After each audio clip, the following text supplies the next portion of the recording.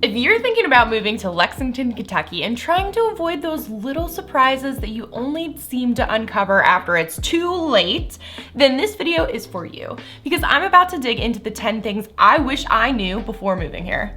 But let me tell you, this list does not address the normal Kentucky stereotypes, you know, like that Kentucky is made up of 100% rednecks with only 3 teeth, who only wear overalls and spit tobacco and eat nothing but fried chicken, because luckily I have confirmed that those are not true, at least not in Lexington and the surrounding areas.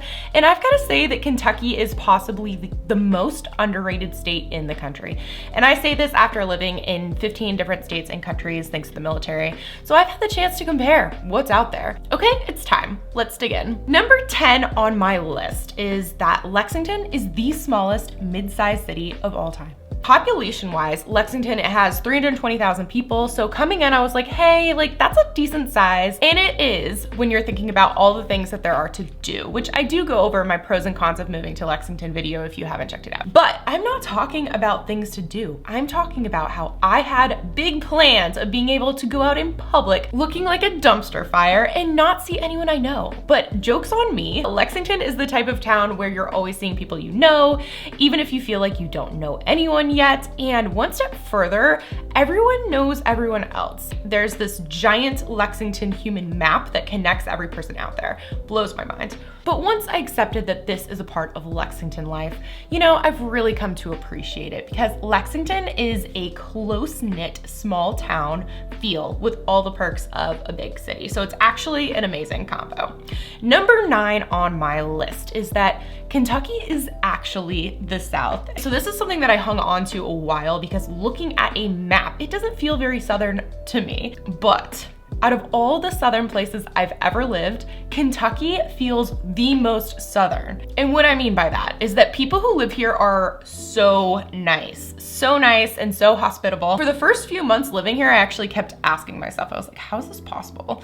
There's no attitude from the cashiers at the gas station, or there's no like entitled behavior from the grocery store employee who you ask a question in a different state or city and they look at you like you have a horn growing out of your forehead. None of that happens here. People say please and thank you, ma'am and sir, and they say it with like a genuine smile on their face because they're genuinely happy to help. You should also know though that we are in the heart of the Bible Belt, so church is huge and cursing is not. And the thing with Lexington is even if you do curse and if you are super ratchet, the people here are so accepting that you'll just be swept into their loving arms and they'll accept you exactly as you are. Number 8 on my list of things I wish I knew before moving to Lexington is the word farm does not mean farm. Before I moved here, I thought that farm meant like crops and tractors and livestock, but out here, a farm can literally mean anything from a few acres of grass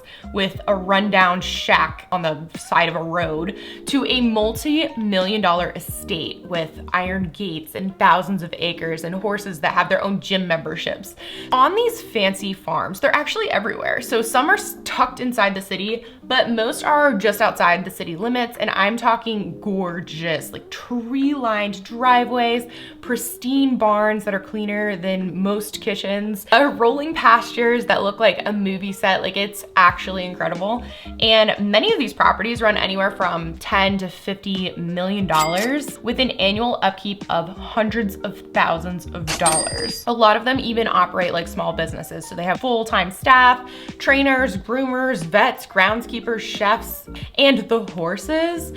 One thoroughbred can cost anywhere from $500,000 easily to several $1 million depending on the bloodline and the race history. And Lexington is known as the horse capital of the world for this reason, really. This is where the elite racehorses are bred and prepped for Keeneland and the Kentucky Derby. All to say, whatever farm used to mean to you, Lexington will completely rewire your definition. Number 7 on the list is just Bluegrass. In case you didn't know, Kentucky is known as the Bluegrass state, and this nickname actually dates all the way back to the 1700s when European settlers came through and they noticed that in the springtime, the tips of this grass looked like bluish, purplish hue, and you know, ever since then, it's been the Bluegrass state. But there are some things that you need to know about this lovely, magical bluegrass, and one of them is lawn care. So lawn care is not like a monthly or even 2 times a month type of task.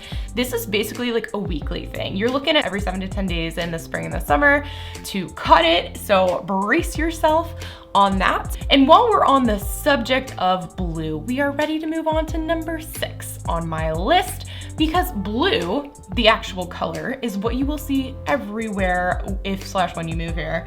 I'm talking clothes, flags, bumper stickers, billboards, branding colors and businesses. It is all blue. And why? Because blue is the official color of the University of Kentucky. And in case you haven't heard, Lexington is a college town with UK sports as its religion. Okay, Kentucky doesn't have any major league teams. So when it comes to sports, all of that energy is just poured into UK, and in turn, the entire city is just UK blue. Honestly, it's actually insanely fun to be part of a culture with like such deep-rooted buy-in. And I've lived in a ton of places where this wasn't the case, so now that I found it, I will never let it go. Go Cats. Number 5 on the list of things I wish I knew before moving to Lexington: yard decorations. I moved here on September 30th, several years ago. So moving down my street, unloading my stuff, moving into my new house, everything looked normal. Went to sleep, woke up the next day, it's October 1st, and bam, Halloween smacked me in the freaking face. Like, we are talking 12-foot skeletons, fog machines, entire graveyard scenes in the front yard, giant spiders. Like, this is not amateur hour. And so I was like, okay, this is fine. You know, maybe they're just like really into Halloween around here. Like, I bet that it'll be normal again in November. Joke is on me, because November hits you with turkeys, pilgrims, cornucopias the size of small cars. And then by mid-November, you got Christmas lights, giant inflatables, singing reindeer. And that's, you know, it was about midway through December where it really hit me that this was not a fluke. People here in Lexington, Kentucky take yard decorations very seriously. They actually take celebrating every single holiday very seriously. Super wholesome. Again, it's over the top, but I wouldn't have it any other way. Number 4, word pronunciation. There's the given, like y'all, bless your heart, and of course, Southern accents galore, but those were the things expected, right? It's the ones that I wasn't expecting that hit the hardest. For example, there's a famous French palace a lot of us learned about in middle school in history. It's called the Palace of Versailles, just west of Lexington. With that exact same spelling is a city that everyone pronounce it Versailles. Another example, keep going west, right past Versailles, and you run into another big city in Kentucky that is spelled like this. Broken into 2 sections, we're Lewis and we're Ville, right? But they say Louisville. Louisville. Okay, you're gonna practice that before you move here, okay? It took me a while. Louisville. Number 3 on my list is Kroger. So I live in the land of Kroger, and they are everywhere. You cannot go more than 10 minutes in any direction without hitting one or multiple. And deeper still, the UK football stadium is called, you guessed it, Kroger Field. So during game days, stop by the Kroger tent to get your endless food and 2 free beers. All you have to do is show them a Kroger receipt from any purchase. You don't even have to go to the game. We do have a Costco, Trader Joe's, Whole Foods, Fresh Market, Walmart, Aldi's, and we got 2 Publix open in the past 6 months, which has been, you know, a very exciting time. Number 2 on my list is Uber. So Uber does exist in Lexington, but again, coming from Charlotte, I had this deep-rooted belief that Ubers were everywhere at all times. I learned the hard way that this is not the case in Lexington. I did not expect to need to plan ahead for a ride home from the airport because trusty Uber would just pick me up a couple minutes away, right?